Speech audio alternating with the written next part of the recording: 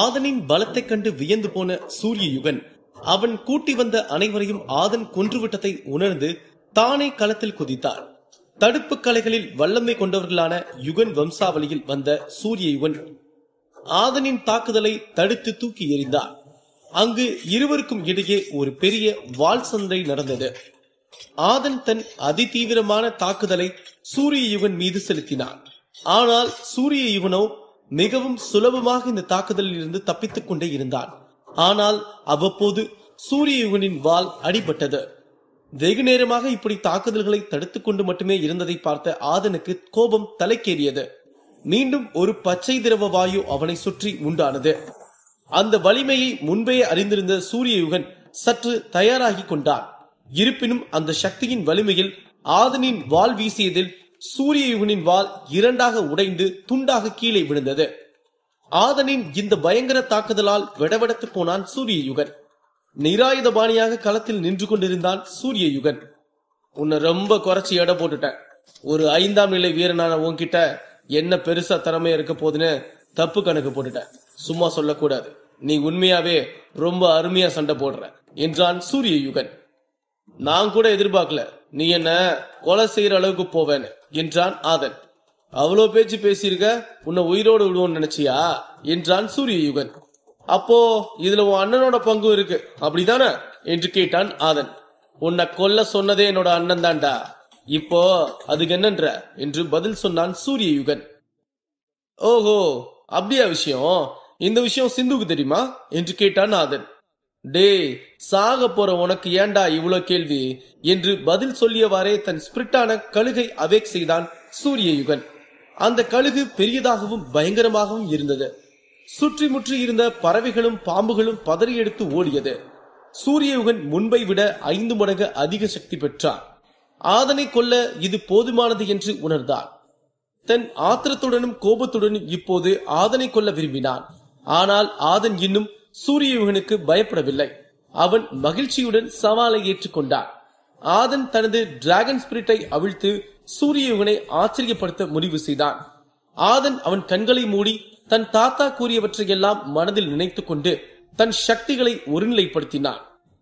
பச்சை வாயு திரவம் ஆதன் உடலை சூழ்ந்தவுடன் ஆதன் டிராகனை அவிழ்த்துவிட தயாரான போது இது சாதாரண மனிதனால் கனவில் கூட ஆகாத காரியம் என்று பிரமித்தான் சூரிய யுகன்.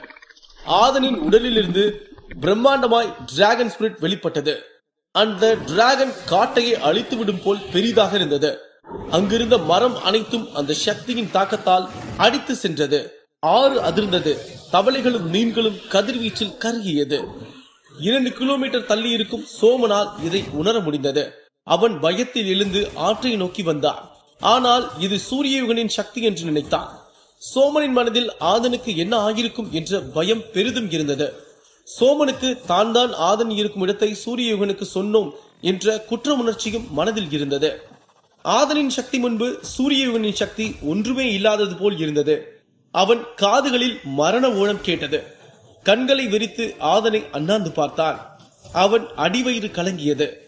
பெரிய தப்பு பண்ணிட்டோம். நம்ம இவனை சீண்டி இருக்கவே கூடாது. அண்ணனால கூட இவனை வீழ்த்த முடியாது. அப்படி இருக்கும்போது நம்மளாம் எம்மா தரோம் என்று மனதில் குமுறினான் சூரிய யுகன். மிக பெரும் கர்ஜனை ஒன்றை கொடுத்தான் ஆதன். அந்த இடமே சிவந்து போனது. வா சூரிய யுகன், சண்டை போடலாம் வா என்று சூரிய யுகனை ஒரு அடி அடித்தான் ஆதன். அந்த அடியின் ஆற்றலில் 200 மீட்டர் வரை வீசப்பட்டான் சூரிய யுகன். சோமன் இவர்களை நோக்கி வந்து கொண்டிருக்க நேராக சோமனிடம் வந்து விழுந்தான் சூரிய யுகன். சூரிய யுகனை அந்த நிலையில் கண்டவுடன் சோமனுக்கு உடல் எல்லாம் பயங்கரமாக வேர்க்க ஆரம்பித்தது. பயத்துடன் நிமிர்ந்து ஆதனை பார்த்தான் சோமன்.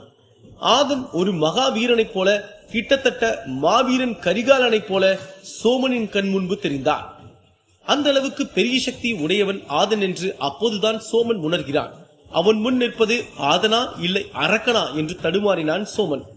சூரியயுகன் உடம்பெல்லாம் இரத்த காயங்களுடன் தனது உயிரை காப்பாற்றிக் கொள்ள எழுந்து ஓடத் தொடங்கினான்.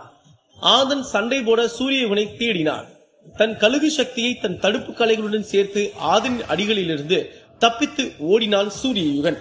ஆதனும் வீடாது சூரியயுகனை சரமாரியாக கண்மூடித்தனமாக தாக்குகிறான். சோமன் இவை அனைத்தையும் பிரமித்து பார்த்துக் கொண்டிருந்தான். ஒரு வழியாக தப்பித்து ஓடிக்கொண்டிருந்த சூரியகுனை பிடித்து விட்டான் ஆதன். அவன் வாழ்க்கையே முடிந்துவிடப் போகிறது என்று நினைத்தான் சூரியயுகன். அவன் வாழ்க்கையில் பல கனவுகள் இருந்தது.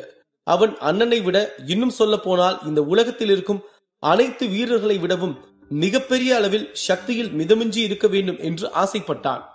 காதல் செய்து கல்யாணம் செய்து பிள்ளைகளை பெற்று சந்தோஷமாக வாழ வேண்டும் என்று ஆசைப்பட்டான். ஆனால் இன்று அவன் வாழ்க்கை முடிய போவதை நினைத்து கண்ணீர் சிந்தினான் சூரியயுகன். என்னை விட்டு நான் இனி உன் பக்கம் தலை வச்சு கூட படுக்க மாட்டேன். நான் இந்த போட்டியில கூட கலந்துக்கல. நான் இந்த நாட்டை விட்டே ஓடி போயிடுறேன். என்னை விட்டு என்று கதறுகிறான் சூரியயுகன். இதெல்லாம் அந்த திமிர் பேச்சு பேசுறதுக்கு முன்னாடி யோசிச்சிருக்கணும். உனக்கு அவ்வளவுதான், டைம் முடிஞ்சு போச்சு என்று ஆதன் தன் டிராகன் குரலில் வார்த்தைகளை கர்ஜித்தான். உயிர் பயத்தால் தனது கர்வத்தை மறந்து கெஞ்சினான் சூரியயுகன். என்கிட்ட கெஞ்சி ஒன்னும் ஆக போறதில்ல. நீ சாவணும், வேற வழியே இல்ல. நீ ஒண்ணு கவலைப்படாத, உன் அண்ணனை பின்னாடியே அனுப்பி வைக்கிற என்று சொல்லி சிரித்தான் ஆதன். என்னை விட்டு கெஞ்சி கேட்கிற என்று மறுபடியும் கெஞ்சினான் சூரியயுகன். சாவுடா என்று சொல்லி தன் வாளை எடுத்து சூரியயுகனின் தலையை துண்டித்தான் ஆதன். அவன் உடலில் இருந்து வழிந்த இரத்தம் ஆற்றில் கறந்து ஆறே சிவப்பாக மாறியது. அவன் தலையை எங்கேயோ தூக்கி எறிந்தான் ஆதன். சோமன் அங்கிருப்பதை அவன் கவனித்தான். என்ன சோமா, போட்டி வச்சுப்போமா என்று ஆதன் தன் டிராகன் தோனியில் கேட்க பயத்தில் அங்கிருந்து ஓடியே விட்டான் சோமன். அதை பார்த்த ஆதன் கோபத்தை மறந்து குலுங்கி குலுங்கி சிரிக்க தொடங்கினான். சிரித்தவாறே தன் இயல்பு நிலைக்கு திரும்பினான் ஆதன். பின் அங்கிருந்த ஆற்றில் முகம் கைகாலை கழுவி விட்டு காட்டினுள் சோமனை தேடி நடந்து கொண்டிருந்தான். அப்போது எதேச்சையாக அவனுக்கு ஒரு குறிப்பு புத்தகம் கிடைத்தது. அது சூரியயுகனின் குடும்ப புத்தகமான தடுப்பாற்றல் எனும் கலை. அதை எழுதியது அந்த வம்சத்தின் வேரான யுகன் தான். அநேகமாக சண்டையில் தவறி விழுந்திருக்கும் என்று ஆதன் நினைத்தான். தன் உடலில் இந்த சண்டையில் உண்டான காயங்களை பார்த்தான் ஆதன். சண்டைகளில் தனக்கு விழும் அடிகள் எல்லாம் தடுக்காமல் கோபத்தின் மேல் ஏறி சண்டை போடுவதால் தான் இத்தனை காயங்கள் என்று உணர்ந்தான். என்னதான் அவன் உடல் ஒரு உறக்கத்திலேயே இந்த காயம் அனைத்தையும் சரி செய்துவிடும் என்றாலும் அவன் கடக்க வேண்டிய பாதையில் ஒரு இடைக்கல்லாக இது இருந்துவிடக் கூடாது என்பதற்காக அதற்காக பயிற்சிகளை எடுத்தே ஆக வேண்டும் என்று முடிவு செய்தான். அதற்கு இந்த புத்தகம் அவனுக்கு உறுதுணையாக இருக்கும் என்று நினைத்து அதை எடுத்து வைத்துக் கொண்டான் ஆதன். இருள் சூழத் தொடங்கியது. ஆதன் சண்டை போட்டதில் பசி எடுக்க தொடங்கியது. சோமா, சோமா, எங்கடா போன சோமா என்று கத்திக்கொண்டே காடுகளுக்குள் அலைந்தான் ஆதன். இங்க இருக்க என்று சோமன் குரல் கேட்டது. அந்த குரல் வந்த இடத்தை நோக்கி நடந்து சென்றான் ஆதன். அங்கு ஒரு மரத்தின் கீழ் சோமன் கொட்ட கொட்ட வானை பார்த்தபடி உட்கார்ந்து கொண்டிருந்தான். என்னடா பயந்துட்டியா என்று சிரித்துக் கொண்டே சோமனின் அருகில் சென்றான் ஆதன். ஏன் அவ்வளவு வெறி உனக்கே என்று சோமன் கேட்டான். அதெல்லாம் அப்புறம் பேசிக்கலாம், வா போய் சாப்பிடுவோம் என்று ஆதன் சோமனை அழைத்தான். நீ போ, எனக்கு பசிக்கல என்றான் சோமன். சரி, நீ என்ன பண்ணுவ என்று ஆதன் கேட்க, நான் தூங்கணும், தூக்கம் வருது என்று பதில் கூறினான் சோமன். சரி, உன் விருப்பம், நான் சாப்பிட்டு இங்கே வரவா இல்லனா ஊருக்குள்ள தங்கலாமா என்று ஆதன் கேட்க, தெரியல, நீ போ, எனக்கு கொஞ்ச நேரம் தனியா இருக்கணும் போல இருக்கு என்றான் சோமன். ஆதன் தன்மேல்தான் ஏதோ தவறு இருக்கிறது என்று குற்ற உணர்ச்சி கொண்டான் ஆதன். அங்கிருந்து ஊருக்குள் வந்த ஆதன் அருகில் இருந்த ஒரு கடைக்கு சென்று உணவை வாங்கி சாப்பிட்டான். சோமன் மீண்டும் அந்த ஆற்றிற்கு சென்று அங்கு இறந்து கிடந்த பிணங்களை புதைப்பதற்கு ஒரு குழி தோண்டினான். இருளில் தனியாக அந்த குழி தோண்டி அதில் அந்த பிணங்களை இழுத்து போட்டான். அப்போது திடீரென்று அங்கு பேய் மழை பொழிந்தது. அந்த மலையில் அங்கேயே ஆற்றங்கரையில் சென்று உட்கார்ந்தான் சோமன். சொட்ட சொட்ட மலையில் நனைந்தான் சோமன். வாழ்க்கை அவ்வளவுதான் இல்ல, ஒரு 2 மணி நேரத்துக்கு முன்னாடி இவங்க எல்லாம் வாழ்க்கைய வேற எப்படியெல்லாம் யோசிச்சிருப்பாங்க. இப்ப பாரு, செத்து கிடக்குறாங்க. பிறக்கிறோம், அப்புறம் சம்பந்தமே இல்லாம எதையோ தேடி ஓடிக்கிட்டு இருக்கோம். எவனவனோ சொல்றதை கேட்டு நடந்து சம்பந்தமே இல்லாத விஷயங்களை செஞ்சுட்டு கடைசியில செத்து போயிடுறோம் என்று தனக்குத்தானே புலம்பிக் கொண்டிருந்தான் சோமன். சோமனுக்கு இந்த உலகம் இயல்பாக பின்பற்றும் வழக்கங்களும் வாழ்க்கை முறைகளும் பிடிக்காது. இந்த மக்கள் ஒருவரோடு ஒருவர் ஒற்று போகாமல் அடித்துக் கொண்டு மரணம் அடைவது அவனுக்கு சரி என்று படவில்லை. இவர்களின் பெரிய பிரச்சனையே யார் வலிமையானவர்கள், எந்த குடி வலிமையானது என்பதுதான். இது எதுவுமே சோமனுக்கு பிடிக்காது. இப்படி அந்த அடைமலையில் புலம்பிக் கொண்டே இருந்தவன் அங்கேயே உறங்கிவிட்டான். சோமனின் இந்த நடவடிக்கை ஆதனுக்கு பயத்தை உண்டு செய்தது. ஆதன் மழை நின்றவுடன் சோமனை தேடி மீண்டும் காற்றுக்குள் வந்தான். அவன் முன்னர் உட்கார்ந்திருந்த இடத்தில் இல்லை என்பதை கண்டறிந்தான் ஆதன். தூரத்தில் ஏதோ ஒரு காட்டு பூனையின் சத்தம் கேட்க சோமன் அங்கே அதனிடம் சிக்கியிருக்க கூடும் என்று ஆதன் பதறியடித்து அங்கு ஓடி சென்று பார்க்கிறான். ஆனால் அங்கு ஆற்றில் பிடித்த மீனை சுட்டு தானும் சாப்பிட்டு அந்த காட்டுப்பூனைக்கும் கொடுத்து கொண்டிருந்தான் சோமன். இது எதுவுமே ஆதனுக்கு புரியவில்லை.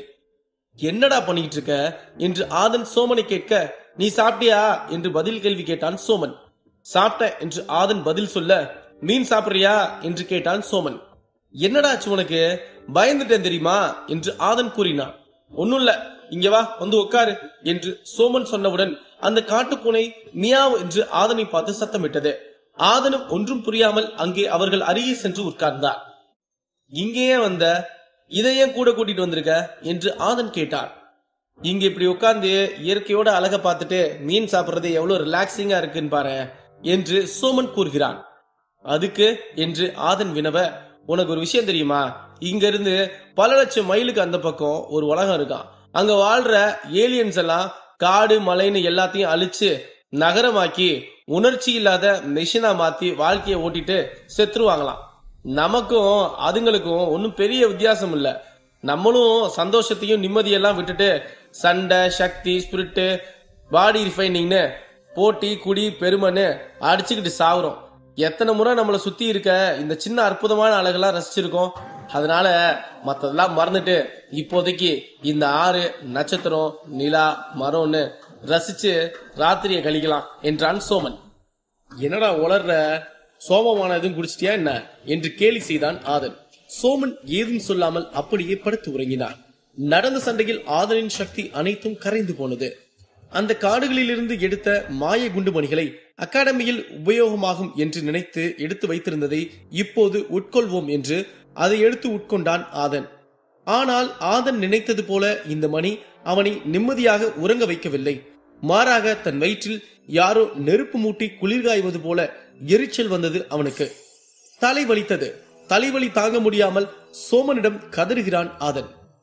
உன் உடம்புல இருக்க டிராகன் சக்தி முழுசா அடங்குற வரைக்கும் நீ வேற எந்த மணியும் எடுத்துக்க கூடாதுன்னு அந்த குறிப்பு புத்தகத்துல போட்டிருந்துச்சே, படிக்கல நீயே, ஏன் அவசரப்பட்டு சாப்பிட்ட என்று சோமன் கேட்டான். நான் அதை கவனிக்கவே இல்லை, இப்போ என்ன பண்றது, வலி உயிர் போது என்று ஆதன் கத்தினான்.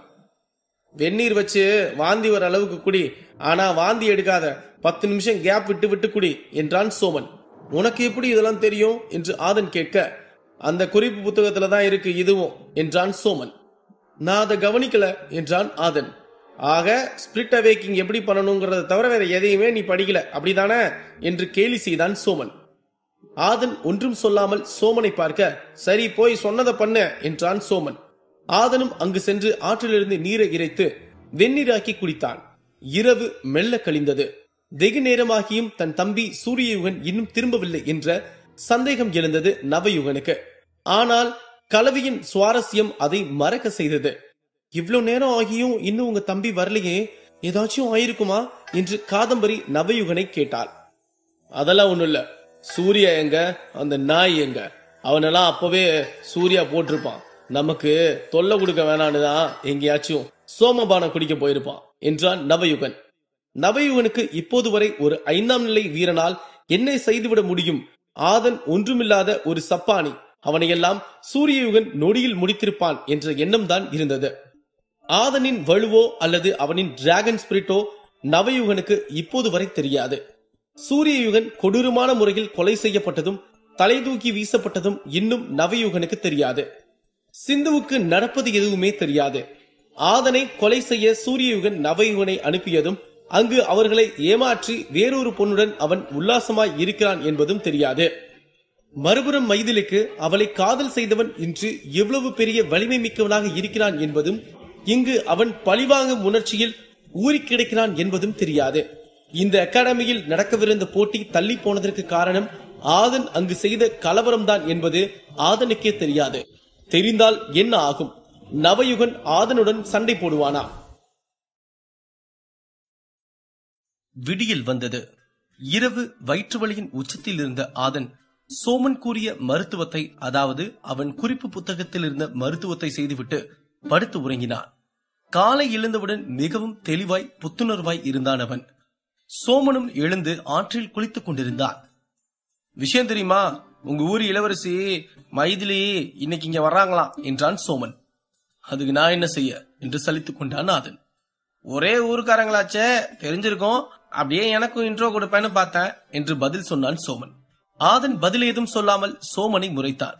சரி சரி கோச்சுக்காத, எனக்கு தெரியும் அவங்களுக்கு அட்டோரியன் கூட கல்யாணம் ஆக போகுதுன்னு. 2 பேரும் ஒன்னாதான் வர்றாங்களாமே என்றான் சோமன். அவங்க எப்படி வந்தா எனக்கு என்ன என்று கோபமாய் பதில் சொன்னான் ஆதன். அட ஏயா இதுக்கே கோபப்படுற, பொறாமையா இருக்கோ என்று கேலி பேச்சு பேசினான் சோமன். டேய் நீ தேவையில்லாம பேசிட்டு இருக்க, எனக்கு பசிக்குது, நேரமாகுது, நான் கிளம்புறேன் என்று சொல்லிவிட்டு எழுந்து காற்றுக்குள் நடக்கத் தொடங்கினான் ஆதன். பல்லாச்சும் தேய்ச்சிட்டு போயா என்று கேலி செய்தான் சோமன். காட்டில் ஒரு மரத்தின் கீழ் உட்கார்ந்து அந்த குறிப்பு புத்தகத்தை திறந்து படிக்கத் தொடங்கினான் ஆதன். அதில் முதல் பயிற்சி இடுப்பு பயிற்சி. மிகவும் எளிதான பயிற்சி இல்லை. அது ஒரு பெரிய மரத்தை வெட்டி காற்றில் ஊஞ்சல் போல் கட்டி அங்கும் இங்கும் அது அலைபாயும் போது அதன் போக்கை முன்னமே அறிந்து அதற்கு ஏற்றால் போல் இடுப்பை வளைத்து தப்பிக்க வேண்டும். இதில் சிறிய தவறு கூட பெரிய காயங்களை உண்டாக்க வாய்ப்புள்ளது. மறுநாள் அகாடமியில் போட்டிகள் நடக்க உள்ளது. இந்த சமயத்தில் இந்த பயிற்சியை ஆதன் மேற்கொள்வது மிகவும் ஆபத்தானது என்று ஆதன் நினைத்தான். ஆனால் அப்படி இல்லாவிட்டால் இதே வலிமையில் தான் ஆதன் இருப்பான். இந்த வலிமையில் அட்டோரியன், நவயுகன் போன்ற வலிமை மிக்க வீரர்களுடன் போட்டி போடுவதற்கு வக்கற்று போய் விடுவான் என்ற அச்சத்தில் அந்த பயிற்சியை மேற்கொண்டான் ஆதன். அதற்கு ஏற்றது போல் பெரிய மரம் ஒன்றை தேடி அதை அறுத்து மரத்தின் விழுதுகளை கயிறாக்கி தன் பயிற்சிக்கு ஏற்ற நுட்பத்தை ஆதன் செய்தான். ஆதனுக்கு பதட்டமாயிருந்தது. சில நேரம் தன் வழக்கமான பயிற்சிகளை செய்யலாம் என்றும் நினைத்தான் ஆதன். அதற்கேற்ப தன் வழக்கமான பயிற்சிகளை மேற்கொண்டான் ஆதன். அப்போது வான வேடிக்கைகள், பட்டாசுகள், பறை இசை என்று ஒரு பெரிய ஆரவாரத்தின் சத்தங்கள் ஊரிருக்கும் திசையிலிருந்து ஒலித்தது. யாரா நீங்க, பங்குனி வெயில் பள்ளியிலிக்குது, இப்ப போய் பட்டாசு வெடிக்கிறீங்க என்று கேலி செய்தான் ஆதன். உங்க ஊருக்காரங்க தான், உங்க நாட்டு இளவரசிய வரவேற்கதான் இதெல்லாம் என்று அவ்வளவு நேரம் அங்கு மரத்தின் மேல் உட்கார்ந்திருந்த சோமன் கேலியாக கூறினான். சோமன் அங்கு இருந்ததை இவ்வளவு நேரம் ஆதன் கவனிக்கவே இல்லை. நீ எப்ப வந்த என்று ஆதன் சோமனை பார்த்து அதிர்ச்சியில் கேட்டான். நீ மரத்தை அறுக்கும் போதே வந்துட்ட என்றான் சோமன். நல்லதுதான், எனக்கு பயிற்சிக்கு ஒத்தாசை தேவைப்படும் என்று சொல்லிவிட்டு தன் வழக்கமான அடிப்படை பயிற்சிகளை மேற்கொண்டான் ஆதன். எனக்கு ஒரு உதவி வேணும் என்று சோமன் கேட்க, என்ன என்று பதில் கேள்வி கேட்டான் ஆதன். எனக்கு அந்த வாள் கொஞ்ச நேரம் கொடுக்குறியா, நான் கொஞ்ச நேரம் பயிற்சி செய்யறேன் என்று சோமன் கேட்டான். எதுக்கு, இன்னொரு கட்டவரலையும் வெட்டிக்கவா என்று சிரித்து கேலி பேசிக் கொண்டிருந்தான் ஆதன். அதெல்லாம் நான் பாத்துக்கிறேன், என் கட்டவரல் தானே என்றான் சோமன். நாளைக்கு போட்டியை வச்சுட்டு முன்ன பின்ன ஏதாச்சும் ஆச்சுன்னா என்ன பண்ணுவ என்று வினவினான் ஆதன். நீயும் தான் நாளைக்கு போட்டியை வச்சுட்டு இப்படி ஒரு ஆபத்தான பயிற்சி எடுக்க போற, நீ என்ன பண்ற என்று பதில் கேள்வி கேட்டான் சோமன். அது எனக்கு வேற வழி இல்ல, என் கூட போட்டி போட போறவங்க என்னை விட வலிமையானவங்களா இருப்பாங்க, அவங்கள சமாளிச்சு போட்டியில ஜெயிக்கணும்னா நான் இவ்வளவு பயிற்சியை பண்ணிதான் ஆகணும் என்று தன் செயலை நியாயப்படுத்தினான் ஆதன். நானும் நீயும் ஒரே போட்டியில தான் போட்டி போட போறோம், உனக்கு இருக்க பிரச்சனை எனக்கும் இருக்கும், நான் உன்னோட வலிமை குறைஞ்சவன், நியாயமா பார்த்தா எனக்கு தான் பயிற்சி தேவை என்று தன் பக்க நியாயத்தை பேசினான் சோமன். ஆதன், சோமன் இருவரும் ஏதும் பேசாமல் பார்வையை மட்டும் பரிமாறிக்கொள்கிறார்கள். போய் எடுத்து பயிற்சி பண்ணிக்கோ என்று ஆதன் அனுமதி தருகிறான். சோமனும் அந்த வாளை எடுக்க முற்படும் போது ஆதன் தடுத்து, ஆனா ஒரு கண்டிஷன் இருக்கு என்றான். என்ன கண்டிஷன் என்று சோமன் கேட்க, என் பயிற்சிக்கு நீ உதவணும் என்றான் ஆதன். இதெல்லாம் ஒரு விஷயமா, பண்ணிருவா என்றான் சோமன். ஆதன் சோமனை பார்த்து ஒரு புன்னகை செய்தான். இருவரும் பயிற்சி செய்கிறார்கள். சோமன் வாள் பயிற்சி செய்ய ஆதன் உதவி செய்தான். ஆதனின் தடுப்பாற்றல் பயிற்சிக்கு சோமன் உதவி செய்தான். சோமனின் பயிற்சியை விட ஆதனின் பயிற்சி மிகவும் ஆபத்தாக இருந்தது. அந்த மரக்கட்டையின் போக்கை கணிப்பது, அதிலிருந்து தன்னை காத்துக்கொள்வதும் ஆதனுக்கு மிகவும் கடினமாக இருந்தது. இதற்கு முன்பு இதுபோன்ற ஒரு பயிற்சியை ஆதன் செய்ததே இல்லை. ஆதனின் பயிற்சி பெரும்பாலும் அவனின் கோபத்தையும் விரக்தியையும் வெளிப்படுத்தும் வகையில்தான் அமைந்திருந்தது. இது அப்படியல்ல.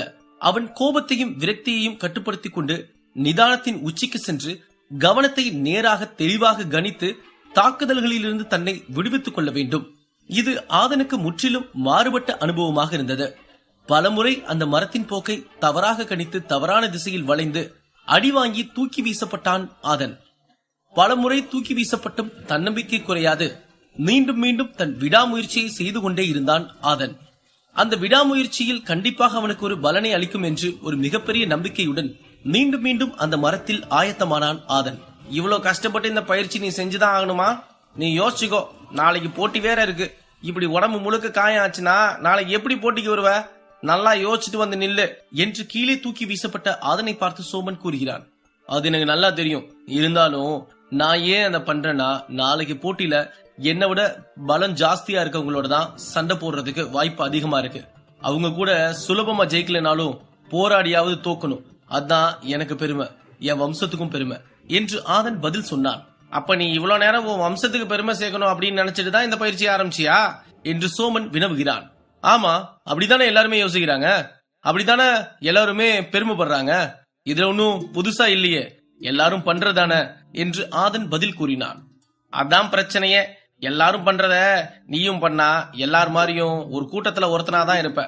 அப்படி இல்லாம உனக்கான ஒரு பாதையை நீ அமைச்சுக்கிட்டேனா அந்த பாதை உன்னை கண்டிப்பா ஏமாத்தாது. அடுத்தவங்களோட நீ மேம்பட்டு இருப்ப. இந்த குடி, வம்சம், குடும்பம், நாடு அப்படின்னு பெருமை பேசுறதுனால எந்த பிரயோஜனமும் கிடையாது. உன் முன்னோர்களோ அப்பாவோ இல்ல உங்க ஊர்ல இருக்க பெரியவங்களோ ஊர்ல இருக்க பலசாலிகளோ அவங்களுக்கான பெருமைய அவங்க சேர்த்துக்கிட்டாங்க. அவங்களோட பெருமையில நீ சேர் போட்டு உட்கார்றது முட்டாள்தனம். முட்டாள்கள் நல்லா தெளிவா யோசிக்க முடியாது, ஏன்னா அவங்க முட்டாள்கள். நீ முட்டாளா இல்லையா என்று ஒரு மிகப்பெரிய சூழ்ச்சி வினாவிற்குள் ஆதனை தள்ளுகிறான் சோமன். இந்த கேள்விக்கு பதில் சொல்ல முடியாமல் ஆதன் அப்படியே உறைந்து நிற்கிறான். மறுபடியும் ஊருக்குள் வான வேடிக்கைகளும் பட்டாசுகளும் மலர்களும் சிவப்பு கம்பளமும் மைதிலி மற்றும் அட்டூரியன் இருவரையும் கம்பீரமாக வரவேற்றது.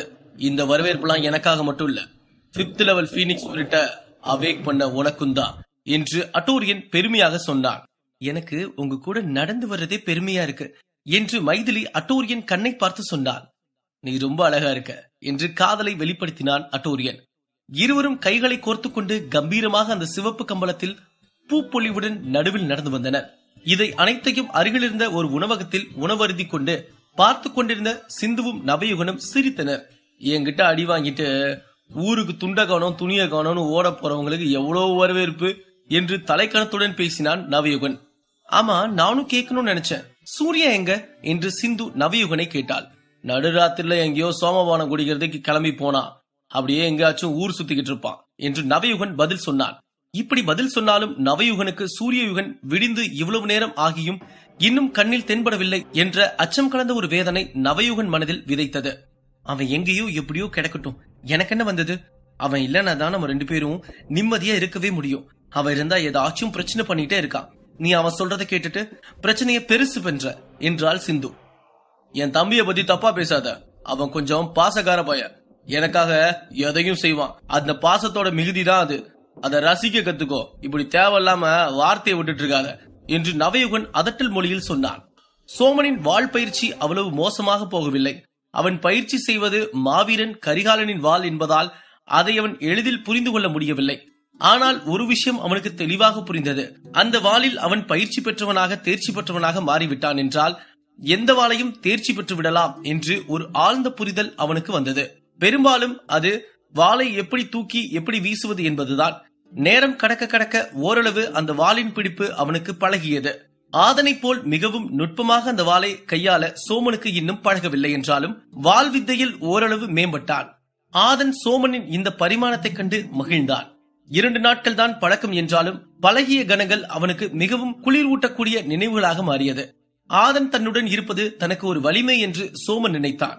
ஆனால் ஆதனுக்கு சோமன் தனக்குள் இருக்கும் கோபம் தன்னை முட்டாளாக்கி விடாமல் கண்காணிக்கும் ஒரு ஆருயிர் நண்பனாக தென்பட்டான்.